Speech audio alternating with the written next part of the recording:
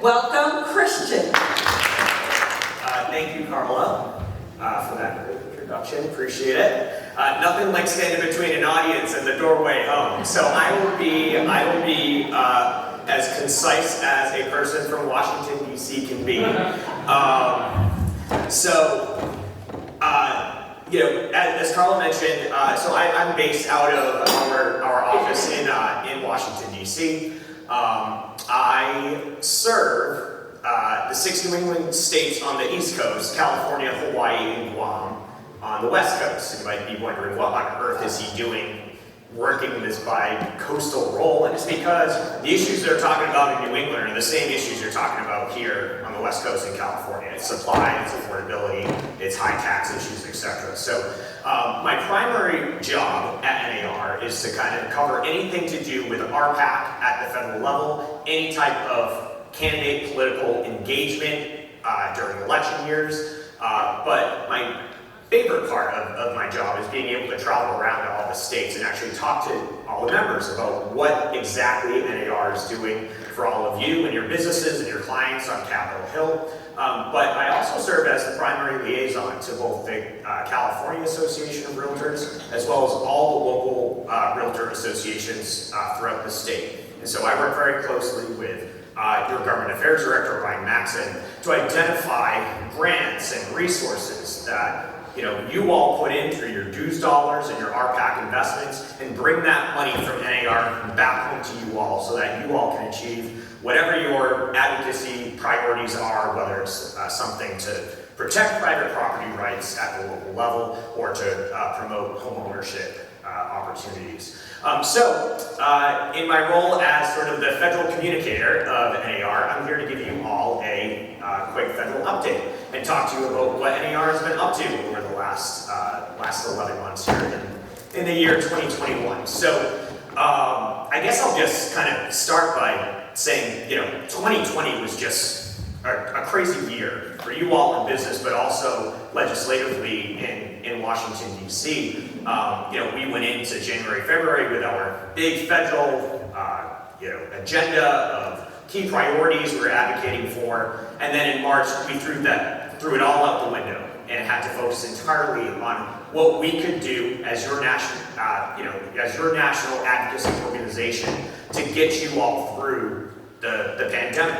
And so we went into action, basically communicating to members of Congress that whatever relief was going to come out the door for small businesses, for individuals, that independent contractors, sole proprietors, and self-employed individuals needed to be eligible for that relief. And so that was kind of our focus in 2020 to get through the pandemic. And finally, as we kind of emerged here to 2021, we set these 4 key priority goals in terms of what we were hoping to accomplish on Capitol Hill: enable a quick economic recovery after COVID-19, ensure fair housing for all, build strong, resilient communities and businesses, and improve access to home ownership. And so I'll just go through these 4 items real quick, and then I want to talk to you all about the big infrastructure bill and what that means for real estate, since that really is one of the biggest pieces in the news right now in terms of what's happening on Capitol Hill. So, as we came into to 2021, we obviously had a change in leadership in Washington with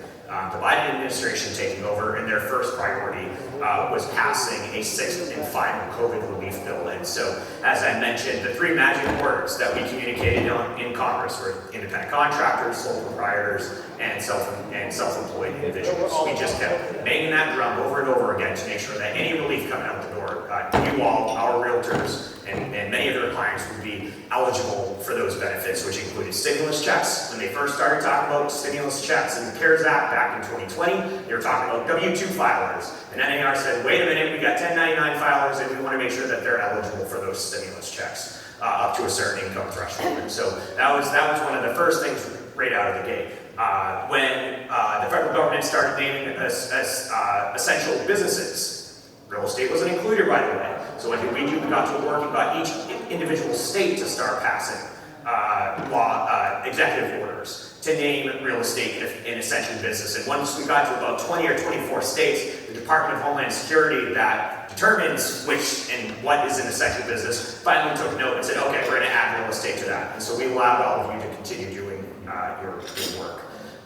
Pandemic unemployment assistance, first time in history that independent contractors have been made eligible for unemployment benefits. Again, I think it was something around 40% of our members ended up accessing unemployment benefits throughout the course of 2020. Huge piece of relief for you all. The Paycheck Protection Act, PPP, Paycheck Protection Program, 1 in 5 realtors accessed a PPP loan during 2020. So again, we were there in Washington just making sure that you all would be eligible for this relief. And of course, we've been fighting for rental assistance since the very beginning of this for our housing providers. We were fine with the eviction moratorium out of the gate as we went into the pandemic and the economy kind of stopped. But we were saying if we're going to give renters relief, we need to give housing providers and the mom and pop landlords who have mortgages to pay some relief as well. And so we got $25 billion in relief in one of the, I think it was the 4th COVID bill in December 2020. Got another $22 billion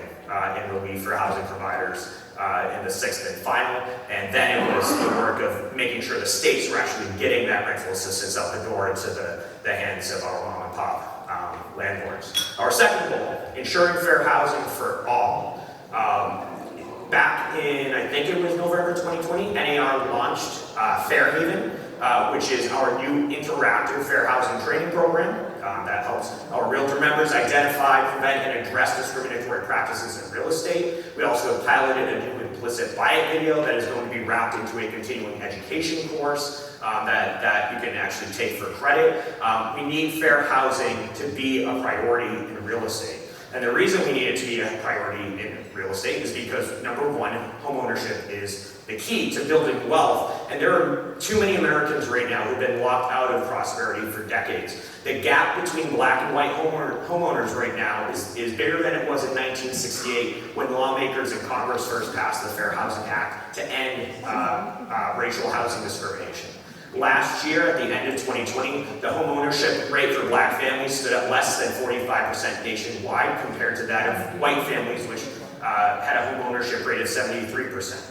And so that rate there shows that we need to recommit ourselves to ending that homeownership gap. And in San Diego, at the NAR conference, NAR President Charlie Opler reemphasized that notion that we need to commit ourselves to closing that homeownership gap, and that diversity needs to become a culture in real estate. And we need to keep promoting diversity as a culture in real estate. So in terms of fair housing, this second infrastructure bill coming down the line, which I'll get to more in a minute, actually includes $150 billion of investment in affordable housing, including $10 billion for first-generation home buyers. And that is entirely because of NAR and our coalition in Washington, D.C., making sure that the housing provisions in the infrastructure bill did not get cut. That includes $800 million for increased fair housing enforcement at the Department of Housing and Urban Development. And again, Charlie Opler, NAR's president, actually began his term by issuing a formal apology on behalf of the real estate industry and our role in the practice of redlining back in the 1930s through the FHA. And he said, that was something that we are not proud to have been a part of, and now it is our job to make sure that we commit ourselves more than ever to promoting fair housing and making sure that we are incorporating that culture into our businesses. So that was goal number 2. Goal number 3, building strong, resilient communities and businesses. So just yesterday, that photo right there is from the White House lawn yesterday afternoon. President Biden signed the $1.2 trillion bipartisan infrastructure deal or framework, otherwise known as BIF. This is the old-fashioned infrastructure bill. So it includes funding for things like roads and bridges, airports, railways, ports, as well as a historic investment of $65 billion in broadband deployment nationwide, which NAR has been fighting for years because there are literally communities in this country where they can't access broadband. And if a client of yours can't access broadband, you sure as hell are probably going to buy that house. So we need to make sure that we're deploying broadband across this country. We finally have the funding in order to do it, thanks to this bill. And if you thought bipartisanship was dead, I will just note that this bipartisan deal that was negotiated by a group of 20 senators ended up passing, a group of both Republican and Democratic senators, ended up passing the U.S. Senate on a 69-30 vote that included 19 Republicans, which among those was Minority Leader Mitch McConnell. So if you thought bipartisanship was dead, it can be achieved. You just got to work on the right issues, and luckily NAR issues, home ownership, infrastructure, that type of thing, those are the type of issues where we can find compromise and bring both parties together. And finally, improving access to home ownership. NAR issued issued a housing report in which we found that it will require a once-in-a-lifetime or generation policy response to close the 6 million residential unit underbuilding gap in this country. We are 6 million houses short. And like I said, California, Hawaii, New England, we're talking about supply. We're talking about housing stock. We need to start producing more housing. And the reason we released this report was because we knew that the Biden administration back in March, when they released their jobs plans, they were gearing up to pass an infrastructure bill. And to just reinforce the fact that housing should be included as a priority for infrastructure, we worked with this Rosen Consulting Group in DC to issue this report to just emphasize the fact that Congress and the President need to keep focusing on housing production. And so some of those recommendations included what you see up here, turning unused commercial space into residential housing, addressing shortages in capital and lending to develop affordable housing, tax credit bonds to encourage local governments to speed up zoning approvals, and incentives to train and hire construction workers. And I'm proud to say that some of these provisions that were in our report actually ended up in the infrastructure bill, or the proposed infrastructure bill that's still under negotiation at this moment. So that kind of leads me into the Build Back Better infrastructure framework. So the $1.2 trillion bill that I talked about prior, that was the bipartisan deal that was passed. This is what's known as like the social or human infrastructure bill that Democrats are trying to push through a process called reconciliation, where it's all budget-related issues.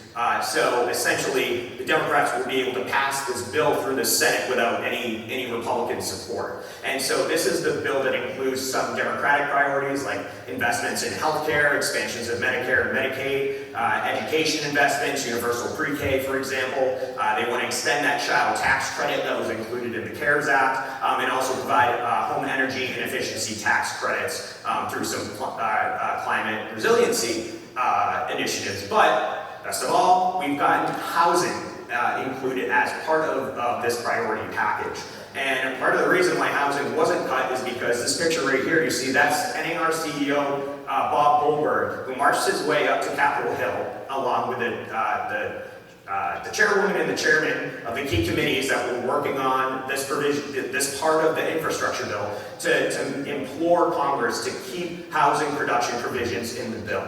And so the original bill, if you remember, we were talking about a $3.5 trillion infrastructure package. It's been pared down to 1.75. So in paring that down, at the request of moderates in Congress who didn't want to spend all that money, we were afraid housing was going to get cut. We held this press conference, we beat this drum in the press to make sure housing was included, and we maintained $150 billion in affordable housing provisions, including the construction and rehab of more than 1 million affordable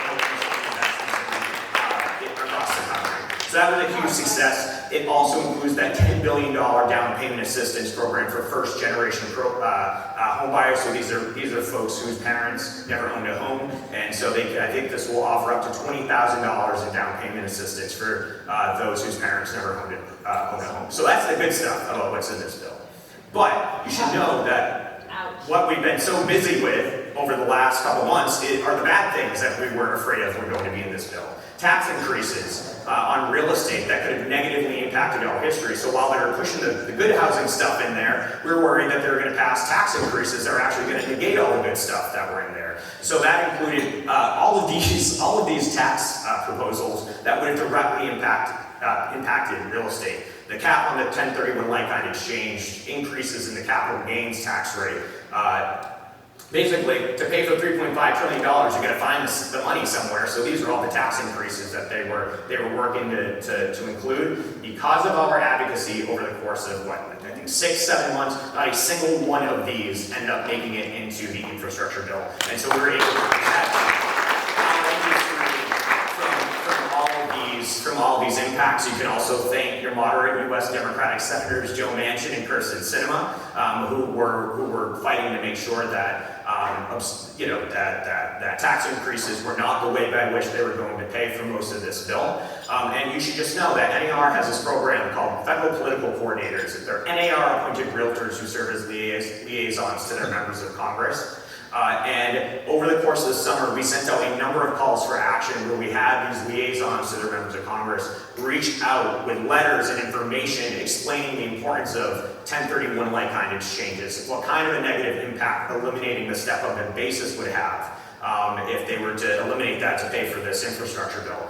And we didn't just have one meeting or two, we were having multiple meetings throughout the course of the summer into the fall, especially with key members of any of the financial services or tax writing committees who had anything to do with all these tax increases you see right here. And so thankfully, like I said, after months and months of lobbying, I think from what NAR hasn't taken a formal position on the bill, the infrastructure bill itself, mostly because we're still afraid of these tax increases making it in there before it ultimately passes. But we were able to, I think, get a pretty good bill out of this, which excludes all of this negative tax stuff. Also, one thing that you should know, Democrats in Congress have been pushing for the lifting of the state and local tax deduction cap, which right now, as of 2017, was capped at $10,000. They're looking at raising that back up to $80,000, which I know would be of great benefit to many of homeowners and your clients here in California. So fingers crossed, we'll see what happens. The Democrats are still negotiating the ins and outs of this bill, but from what I hear, Speaker Pelosi has told her entire caucus that they are not going anywhere for Thanksgiving until they get this bill passed through the House. So stay tuned to the news. A couple other advocacy wins I just want to touch upon, and then I'll wrap up. We protected your independent contractor status. 87% of realtors identify as independent contractors, and there was a proposal in the spring through this piece of legislation called the PRO Act that may have negatively impacted our independent contractor status. We put an amendment in there in the House version that excluded real estate, and then it's not going anywhere in the Senate. So for now and the foreseeable future, realtors will remain independent contractors. So that was a big win for us this year. Federal eviction moratorium. We, as you know, kept getting extended. NAR supported two of our state associations in filing a lawsuit that made it all the way up to the Supreme Court. And the Supreme Court finally struck down the federal eviction moratorium. And it's not because we wanted to put people out on the streets. It was because we got to the point this fall where we had $47 billion in rental assistance sitting in these state programs not getting out the door. And our feeling was it's time to get this money into the hands of the housing providers, and Congress needs to focus on that rather than keep putting this burden on the backs of our mom and pop landlords. This picture right here is Bob Goldberg sitting with the CEOs of JP Morgan Chase, Bank of America, AARP. He was invited as I think one of 6 or 7 CEOs to go to the White House and emphasize the importance of raising the federal debt ceiling so we didn't default on our debts back in October. We don't care if it's Democrats doing it alone or Republicans and Democrats coming together. We just need to make sure that there's stability in our financial markets. And so Bob went to this press conference, and the next day Congress struck a deal and they raised the debt ceiling. That debt ceiling debate is going to come up again on December 3rd, but we feel pretty good that there's going to be some kind of compromise. You should also know that at the local and state level, we supported over 200 state and local candidates through your RPAC dollars that you've invested. And so that is a record for us in an off-year presidential, like a non-presidential election. So we expect even more candidate campaign support heading into this 2022 midterm election. And then just looking ahead, as I mentioned, we got the debt ceiling we got to raise on December 3rd. The National Flood Insurance Program expires on December 3rd, but again, we have a pretty good feeling that it's going to be rolled into the government funding bill to keep the government open. So we're not too worried about that at the moment. And lastly, our job over the next probably week or so, as Democrats try to move the infrastructure bill along, we got to make sure those tax increases stay out. We got to make sure those housing provisions stay in, and we got to raise that SALT cap for high tax states. So remember, please, RPAC allows us to do everything we do in Washington on your behalf. It allows us to give you money back to support your local advocacy goals. Please invest in RPAC. I wouldn't be able to do my job without it. So thanks everybody.